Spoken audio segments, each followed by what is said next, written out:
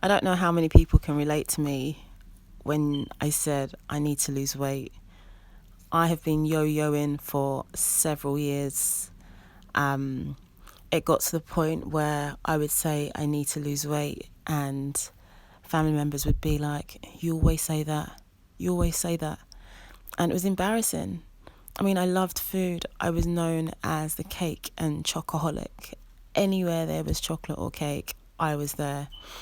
It was so bad that events became, is there going to be food there? Then yes, I will be there. I mean, we come from a culture that is surrounded by food. Everything had food involved. If I was thinking about going out or there was an event, it was, well, is there going to be food? Coming from a really big family, there wasn't a month that went past where there wasn't some sort of family gathering, and that would involve food. The other thing is that I loved getting dressed up. I loved clothes. And when you love food and you love clothes, you don't have too many options. But I knew how to dress. I knew how to layer my clothes and wear flowy fabrics which would disguise my weight. But shopping was not a pleasure. Food was a pleasure, and I definitely abused food. It was something I would turn to when I was feeling low, something to cheer me up, something to do when I was bored, when I was watching TV. It became a bit of a mindless activity.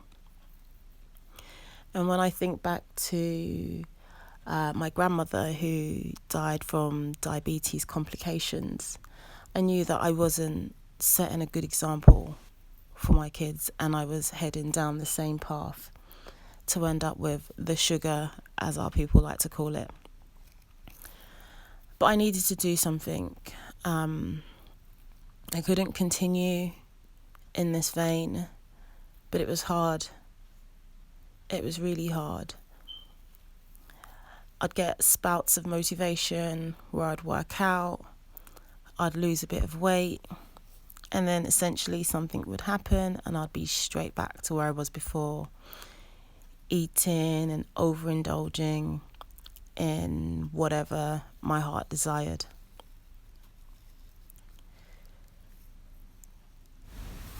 There was something about Mondays. I'm going to start my diet on Monday. I'm going to start working out. I'm going to start being healthy. And then lo and behold, get into work on Monday morning. And what was in the office? Someone's brought in some cakes or some treats, or there was some sort of celebration. And just everywhere you looked, there was temptation. It was clear that I wasn't going to be able to achieve this on my own. But the thought of getting a personal trainer just never entered my mind. I was always like, oh no, I'm not going to spend that kind of money. I've got kids. They need things. No, not for me. No, I can do this on my own. And yeah, I would try. I bought so many box sets, from videos to DVDs of, love Gillian Michaels, love Billy Blanks and Tybo. Would start working out, and it felt good for a while, but it was the consistency that I struggled with, to keep it up, to maintain it. It's so easy to get in the gym and to work out. Like, I had no problems working out. It was the food that was the problem. Trying to control how much and what I ate. I took the kids to Center Parcs a few years ago. I think this was 2016. And we had so much fun. When I look back at the clips, I can see how huge I was. Just like really, really big. And that was the turning point. I don't know if you've ever looked back at a picture of yourself and been like, oh my goodness, what have I done? Like, how did I get so big? But that was the point where I knew something was going to have to change. I was not going to be able to continue like this. And you meet some people who are big and they're overweight and they seem genuinely happy and their weight doesn't bother them. Like, I couldn't pretend to be that. My weight really bothered me. It really, really bothered me. This is the clip that changed it. Guys, I mean, look at my stomach. I look like I'm pregnant. And my son's by me and he's about 6 years old. But my stomach was huge. This was a major turning point for me. I saw this clip and I was just dumbfounded at what I had allowed to happen to myself. And I was just like, okay, this has got to stop. This has got to stop. Come on, Tonti, get. In order to know how bad things had got, I had to get on the scale. 103 kilos.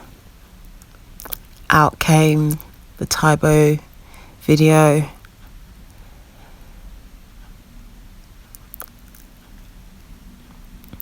We went and got some help.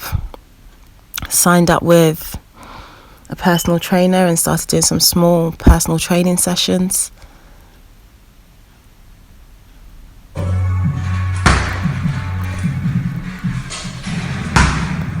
I love looking at old clips of me working out. It just shows me how far I've come. But I remember back then it was so difficult looking in the mirror. It was so painful. I just didn't want to see all the flesh and all the rolls.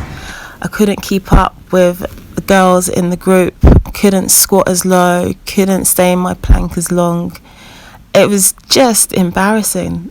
But I remember thinking to myself, I have to know what my body looks like under this. I have to see what's possible. And so I kept pushing. I just kept trying, and each week I would try and do a little bit more.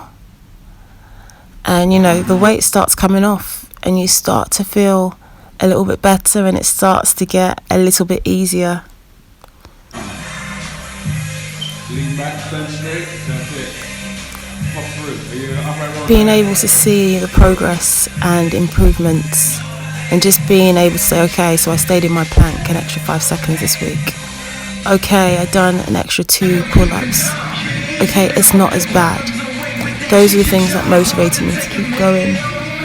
You know, people often ask me, oh my goodness, how did you lose the weight? And I often say, I didn't just lose 35 kilos. That's not what happened. I lost 1 kilo 35 times. And it's that mindset of, it's something you do that's small over and over and over again, over and over and over again, until it adds up to something big. And that's kind of the process for success with anything. It's the small daily habits that add up to something much bigger. So that's my journey. I went from over 100 kilos to 1, let's go. being a transformation bodybuilding bikini athlete, and it's so much fun, and there's so much more. There's so much more inside of me. There's so much more I want to do. And as much as I didn't want to hire a personal trainer, and I was, got to do this for the kids, it's all about the kids, I actually think it was one of the best decisions I ever made. Because I didn't just lose weight, I gained such a healthy dose of self-respect, such a healthy dose of confidence. Feeling really good about yourself just done wonders for me and for my household.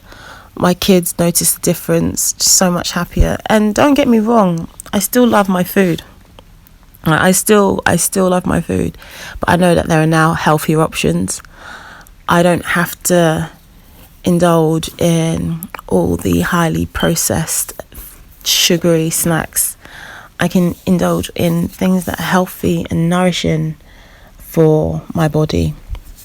And that's what I do. I make healthy choices. I do still slip up from time to time. I still do need to watch what I eat. I'm not completely at the point where I can eat whatever I want. I think that's a bit of a myth.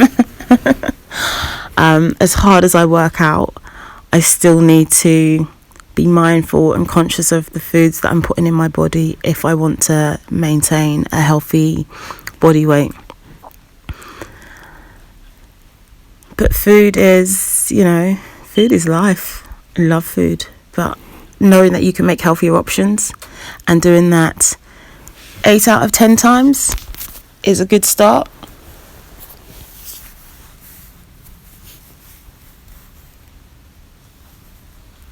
My breakfast generally includes oats and topped with fruit, which I absolutely adore.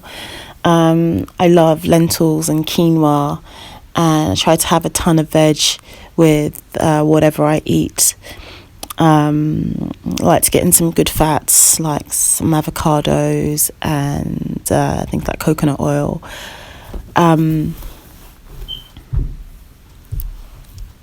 I love where I am, and this journey has changed my life. It literally has.